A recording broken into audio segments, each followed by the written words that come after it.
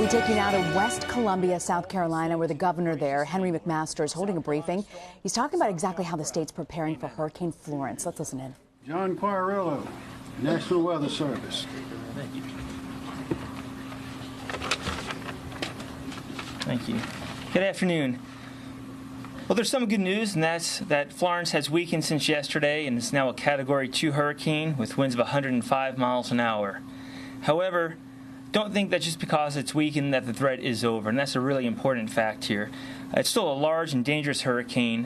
When you look at the size of the hurricane strength winds extend out to the west of the center 50 to 60 miles, and the tropical storm force winds extend west from the center 110 to 140 miles. So this is a very large hurricane. It's currently located about 175 miles east of Myrtle Beach. It is slowing down, now moving northwest about 10 miles an hour. We expect it to continue to slow down as it approaches the coast of southeast North Carolina today, making landfall likely somewhere in the Cape Fear-Wilmington area tonight into early Friday. Slight changes in the track and even in the intensity are still possible before landfall. It should weaken to a tropical storm while it slowly drifts into northeast South Carolina into Saturday. After that, it should slowly shift westward across South Carolina while weakening through Sunday night. Outer rain bands and tropical storm winds arrive across the Grand Strand late this afternoon and evening. There will be a prolonged period of damaging winds in this area, with tropical storm force winds expected for nearly 2 days and hurricane winds expected much of Friday and Friday evening. Elsewhere, damaging winds could spread inland across much of the state on Friday and persist through the weekend, resulting in downed trees and power outages. Tropical storm force wind gusts are expected into the Midlands and the Low Country. Significant rainfall of 15 to potentially over 20 inches is expected across the Grand Strand, 8 to 15 inches in the PD, and then 4 to 10 inches in the Charleston, Columbia areas, and even into parts of the Upstate, with lesser amounts across to the south of there. The heavy rain potential will persist into Monday, and given these rainfall totals, flash flooding is likely. These rainfall amounts will also result in significant river flooding, especially in the PD Basin, through next week. Landslides could also occur in the South Carolina mountains. Storm surge is another concern, as values could reach as high as 4 to 6 feet above ground level in some locations north of the Santee River, and 2 to 4 feet above ground level in some locations from South Santee River to Edisto Beach. A threat of isolated tornadoes also exists as Florence shifts across the state. Please make sure not to underestimate this powerful hurricane, as much of the state will feel impacts of damaging winds and torrential rainfall for a couple of days, followed by potentially significant river flooding. Thank you, Governor. Thank you very much. And if you noted from those remarks and figures, that what that means is the hurricane portion of the hurricane wind portion of the storm is almost 90 or 100 miles wide, and altogether the tropical winds and the hurricane winds are almost just under 400 miles wide. And as he said, it's going to be moving at great velocity as it comes here, but also will be moving across the ground at a slow rate, which means all this rain is going to be here for about 2 days, starting at one side of the state and going to the other.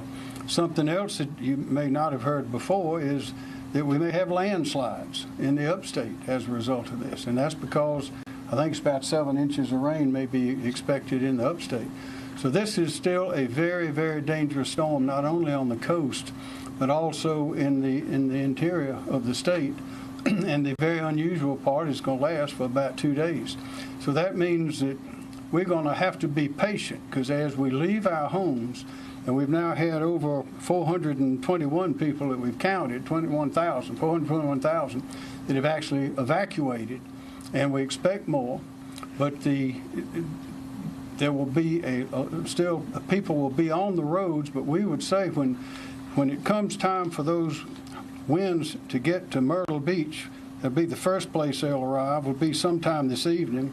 That is at least 39 or 40 miles an hour. It's time to get off of that road. And as the storm moves in Charleston tonight, you should not be on the road.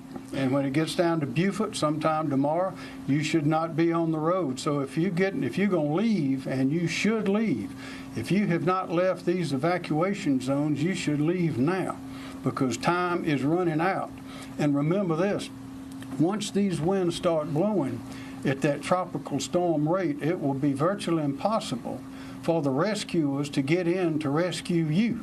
So they will be leaving just like the others, because it'll be highly dangerous to be there. So if you have not left, if you are in a place of danger, if you're in these zones, now is the time to go, because that window of opportunity is closing on you very quickly. And if you stay in those zones, when the bridges may be overrun, there may be debris on bridges, there will be electrical lines will be down, possibly all over the state. There will be roads that will be closed because of trees across the roads. Some of the roads will be washed out. It will be very difficult for people to get in to fix those things until the winds have gone, the rain has subsided, and even then it will take days to do it. And the first responders will be the first ones to go in. They'll have to be cutting trees and trying to put up the power lines. So for those people, whether you are in those areas or you are outside of those areas, you should plan to be patient, because you may not be leaving wherever you are for several days. It may take a week. It may take 2 or 3 days. We don't know. But we know that things will not be normal for many days. Highway 501 is now going in both directions as of noon today. I-26 will be going in both directions as of 6 o'clock p.m. today. But of course, we don't expect many people to be going into the area except first responders and those who are still setting up. As I mentioned, power will be out for a long time. Think about what you need for power. If you have a cell phone, it's not going to last the length of time that it's going to take to get through this storm without being repowered. So you need to have an extra battery or some place to go that has plenty of power. I mentioned the trees are going to be down on the roads. The power lines are going to be down on the roads. Don't drive your car into standing water on a road. There may be no road underneath that standing water. There may be a power line down under that standing water. This is enormously dangerous. And also we may have flash floods. So if you see a barricade, do not go around the barricade. And again, don't try to take your well-known shortcut that usually works. Follow the signs, follow the evacuation signs. And again, it's getting late to evacuate. So if you are in one of these areas, you need to go on and get out now. Again, the power line crews, the law officers, and others will be the first to go back in. People will not be able to go back into their homes. We know everyone wants to get back to see what has happened and to take care of things, but that will not be possible until those areas have been cleared by the proper authorities. So we ask you, please obey their instructions, because they are giving them for your safety. And finally, I'll say this: we are well aware of the tendency of some people to want to get in early and loot. There are thieves all over the place, and you can be assured that South Carolina law enforcement authorities in all of its different aspects will be on high alert for such. We want to keep our people safe, keep their property secure. General Livingston. Thank you, Governor. Governor and people of South Carolina, Team South Carolina, from the state perspective, we are set. We maybe have a few minor adjustments, but we're set, ready for this storm. We need the rest of Team South Carolina, the citizens of South Carolina, to be set. The governor has made some very cautious decisions to make sure that we don't gamble with people's lives, and we don't want you to gamble with your life. We're continuing to coordinate with our neighbors to the north. Both of our National Guards have about 3,000 people activated at this time, and we are able to exchange resources on the border. So as the storm comes across the border, we're prepared to deal with that. Thank you, Governor. Thanks, sir. Christy Hall, Department of Transportation. Yes, sir. Just like to give you a quick update on DOT and traffic operations in the state. Traffic has been relatively light this afternoon, and our traffic volumes have been dropping off steadily as the storm approaches. The reversals that have been put in place on I-26 and US 501 have functioned very well and operated as designed. I-26 in particular, through noon today, we moved an estimated 51,000 vehicles since the evacuation time. That includes up to 400 vehicles per hour on the reverse side. As well, for Tuesday, we had a peak of about 400 vehicles per hour Tuesday on I-26 reversal. And then yesterday, we had a peak of about 560 vehicles per hour using the reverse side on I-26. Without that reversal in place, we believe that we would have had a lot of congestion and slow-moving traffic on I-26 both Tuesday and Wednesday. With regards to US 501, through noon today, we've moved an estimated 33,000 vehicles out of the Myrtle Beach and PD area, including up to about 570 vehicles per hour, both Tuesday and Wednesday. So both days we had about close to 600 vehicle per hour movements on that facility. As the governor mentioned, we estimate that we've moved about 21,000 evacuees out of the areas. We have about 3,000 DOT employees ready to respond to this event, including over 100 crews that have been specially assigned for debris removal operations once the storm passes. I'd like to encourage the public to check SCDOT's webpage as well as EMD's webpage for road closures as this event unfolds. Thank you, Governor. Thank you, ma'am. I point out again, there's the number. If you don't know whom to call that number. And if that's not the place to get the answer, you will be referred to the place to get the answer. Director Smith. Thank you, Governor. Leroy Smith, Department of Public Safety. As the governor stated earlier, the reverted southbound lanes of US 501 are now open. The I-26 reverted lanes will close today at 6 p.m. And as I stated yesterday, if your vehicle is on the reverted side in front of the flush vehicles, you can continue the entire route up to the Columbia area. It's going to take us about 4 hours to break the I-26 reverted lane down, and again, we'll close that lane at 6 sometime. A few hours after that, we should have it totally completed. As I told you yesterday, we investigated 2 minor collisions on the reverted side of the I-26 route, one in Orangeburg County, one in Columbia. We also worked one minor collision, Aner Police Department worked one minor collision on US 501 there in the town of Aner. Our preparations are underway for our post-landfall response. And I would just like to give you some public safety tips, something that you've heard the governor mention already. I think it's important to reiterate those things just once more.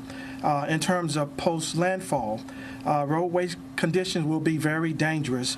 And if you don't have a need to be on the roadway, we ask that you please stay off the roads.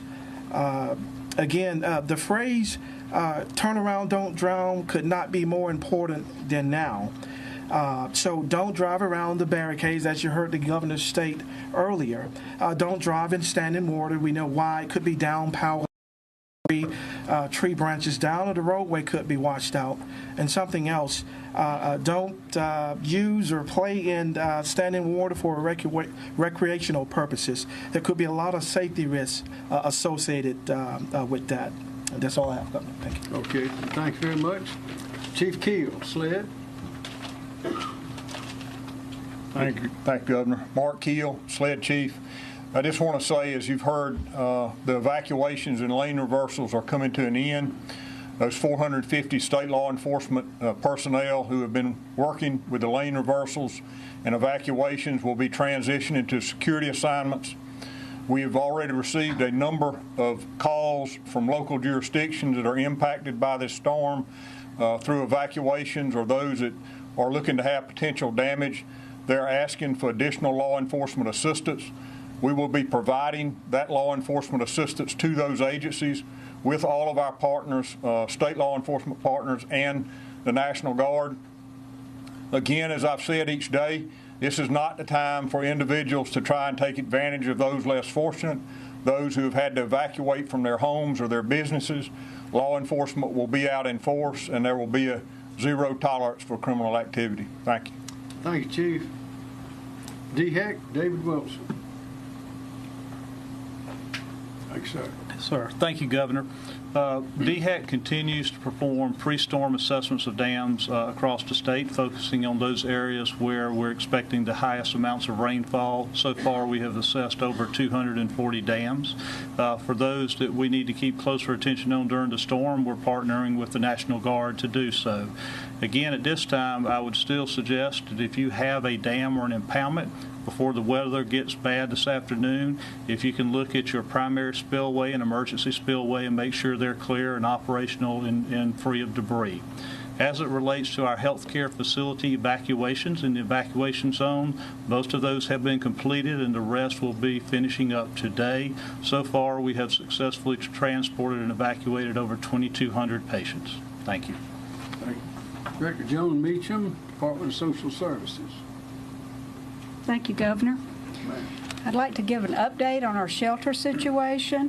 As of 2 p.m., we had 61 total shelters open across the state.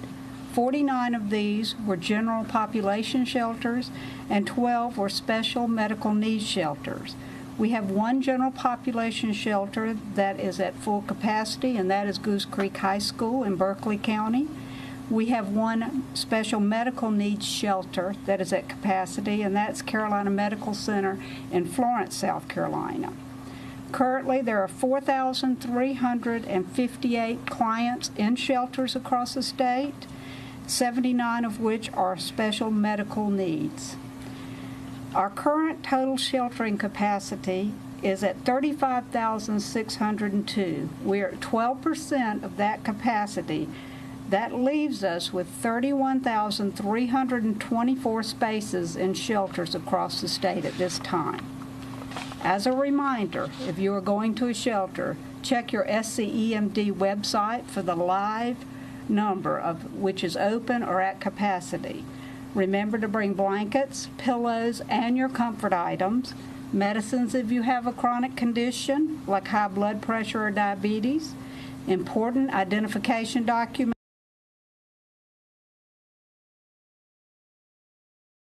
pressure or diabetes, important identification documents.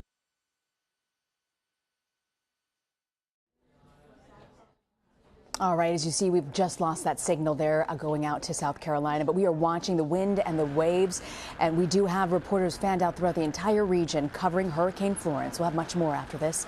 You're streaming CBS 10.